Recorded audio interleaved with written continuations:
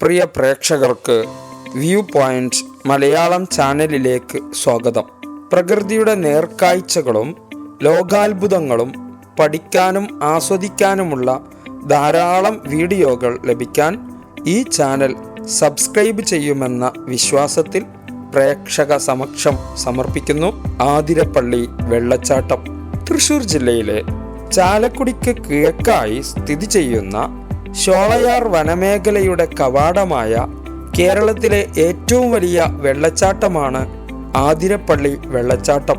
വനത്താൽ ചുറ്റപ്പെട്ട ധാരാളം പക്ഷികളുടെ വാസസ്ഥലമായ ഇവിടം ഏതാണ്ട് പശ്ചിമഘട്ടത്തിലെ ആനമുടി മലനിരകളിൽ നിന്ന് നിരവധി അരുവികളിലൂടെ 24 മീറ്റർ ഉയരത്തിൽ നിന്നും 100 മീറ്റർ വീതിയിൽ 4 നിരകളിലായി ചാലക്കുടി പുഴയിലേക്ക് പതിക്കുന്ന ഈ അതിമനോഹര കാഴ്ച കാണാൻ ധാരാളം ടൂറിസ്റ്റുകൾ എത്തിച്ചേരുന്നു. ഇതിനോട് ചേർന്ന് തന്നെയാണ് ചാർപ്പ, വാഴച്ചാൽ എന്നീ വെള്ളച്ചാട്ടങ്ങളുള്ളതും.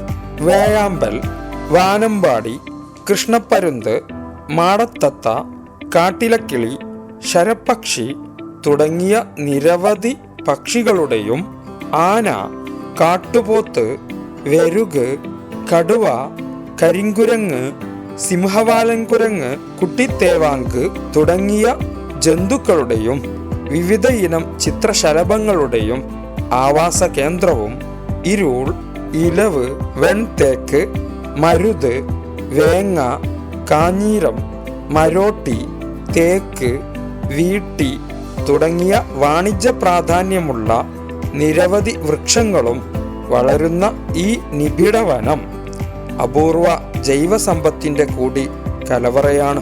തൃശൂർ ടൂറിസം കൗൺസിലും കേരള വനം വകുപ്പും ചേർന്ന് ജംഗിൾ സഫാരി സംവിധാനം മുഖേന പശ്ചിമഘട്ടത്തിലെ ഷോളയാർ നിരകളിലെ ഇരുണ്ട വനങ്ങളിലൂടെ ആതിരപ്പള്ളി വെള്ളച്ചാട്ടം, ബട്ടർഫ്ലൈ പാർക്ക്, തുമ്പൂർമുഴി അണക്കെട്ട്, കൗതുക പാർക്ക്, വാഴച്ചാൽ വെള്ളച്ചാട്ടം, തേയിലത്തോട്ടങ്ങൾ, ഇടതൂർന്ന വനങ്ങൾ, ഉയർന്ന കൊടുമുടികൾ, വന്യജീവികൾ, പച്ചപ്പ് നിറഞ്ഞ താഴ്വരകൾ എന്നിവയുൾപ്പെടെ ആതിരപ്പള്ളി ഇക്കോ ടൂറിസത്തിലെ സസ്യജന്തുജാലങ്ങളെ പര്യവേഷണം ചെയ്യാനുള്ള അവസരം അവിസ്മരണീയമാക്കുന്നതാണ് ഈ ജംഗിൾ സഫാരി. ഇതിനു വേണ്ടി ഇവിടെ ജീപ്പ്, ബസ് തുടങ്ങിയ സംവിധാനങ്ങൾ പ്രത്യേകം ഒരുക്കിയിട്ടുണ്ട്. അതിനു പുറമെ ചാലക്കുടിയിൽ നിന്നും വിവിധ സമയങ്ങളിലായി KSRTCയും സ്വകാര്യ ബസ്സുകളും ഈ ഭാഗത്തേക്ക് സർവീസ് നടത്തുന്നുണ്ട്.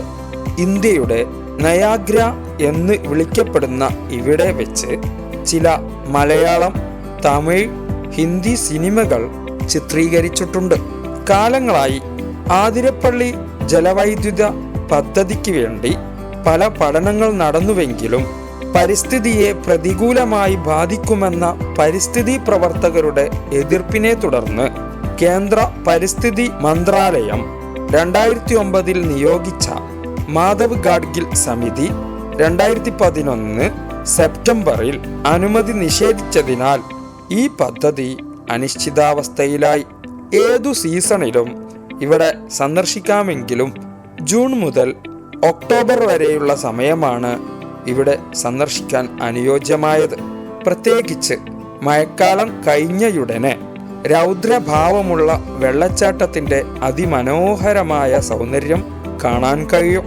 ഫീസ് വാങ്ങി സന്ദർശിക്കാനാകുന്ന കേരള വനം വകുപ്പിന് കീഴിലുള്ള ഇവിടെ സന്ദർശകർക്ക് പരിമിതമായ സൗകര്യമേ ഉള്ളൂ എന്നത് അതീവ ഗൗരവമുള്ളതാണ്. ആവശ്യത്തിന് ബാത്റൂമുകളോ വാഹന പാർക്കിംഗ് സൗകര്യമോ ഇവിടെ ഇല്ല. അപ്രകാരം ഭിന്നശേഷിക്കാർക്ക് ഒരു തരത്തിലും വെള്ളച്ചാട്ടം കാണാനോ ആസ്വദിക്കാനോ അവർക്ക് വേണ്ട പ്രത്യേക ബാത്റൂമുകളോ ആവശ്യത്തിന് വീൽ ചെയറുകളോ ഗൈഡുകളോ ഇല്ല എന്നതുമെല്ലാം മറ്റു പല ടൂറിസ്റ്റ് പ്രദേശങ്ങളെ അപേക്ഷിച്ച് ഇവിടെ ഭിന്നശേഷി സൗഹൃദമല്ല എന്നു പറയാം. ഇവിടെ രസീത് പോലും നൽകാതെ വീൽ ചെയറിന് വേണ്ടി ഭിന്നശേഷിക്കാരിൽ നിന്ന് 500 രൂപ ഡെപ്പോസിറ്റ് വാങ്ങുന്നതും ഏത് നിയമത്തിൻ്റെ ഭാഗമാണെന്ന് വ്യക്തമല്ല. എന്നെങ്കിലും എല്ലാം ശരിയാകുമെന്ന് പ്രതീക്ഷിക്കാം. ഉപകാരപ്രദമായ മറ്റൊരു വീഡിയോയുമായി ഉടനെ വരാം. നന്ദി.